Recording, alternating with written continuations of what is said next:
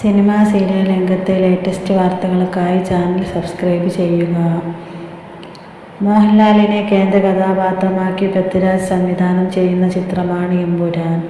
ലൂസിഫറിന്റെ രണ്ടാം ഭാഗമായ ചിത്രം മാർച്ച് 27-നാണ് ലോകമെമ്പാടുമുള്ള തിയേറ്ററുകളിൽ എത്തുന്നത്.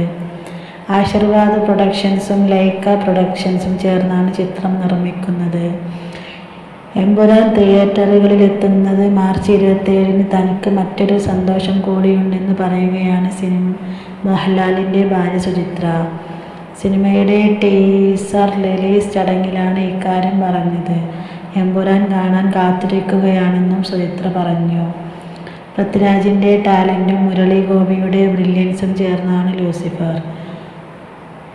അവർ വീണ്ടും ഒന്നിക്കുന്നത് ആ ലോകത്തിന്റെ പുതിയ കഥയിലേക്ക് നമ്മളെ കൂട്ടിക്കൊണ്ടു പോകാനാണെന്ന് ഉറപ്പാണ്. ഇത് പറയുമ്പോൾ എനിക്ക് രോമാഞ്ചം വരികയാണ്. മാർച്ച് 27-ന് എമ്പുരാൻ കാണാൻ വേണ്ടി കാത്തിരിക്കുകയാണ്. അതേ ദിവസമാണ് എൻ്റെ മകളുടെ ജന്മദിനം. അതിനാൽ ആ ദിവസം എനിക്ക് 2 സന്തോഷമാണ്, സുചിത്ര പറഞ്ഞു. എമ്പുരാനിൽ മോഹൻലാലിനൊപ്പം ആദ്യ ഭാഗത്തിലെ അഭിനേതാക്കളായ മഞ്ജു വാര്യർ, ടൊവിനോ തോമസ്, സാനിയ അയ്യപ്പൻ, സായ് കുമാർ, ഇന്ദ്രജിത്ത്, സുകുമാരൻ, ബൈജു എന്നിവരുമുണ്ട്. ഇവരെ കൂടാതെ സുരാജ് വെഞ്ഞാറമൂട്, ഷൈൻ ടോം ചാക്കോ, ഷറഫുദ്ദീൻ, അർജുൻ ദാസ് എന്നിവരും ചിത്രത്തിലുണ്ട്.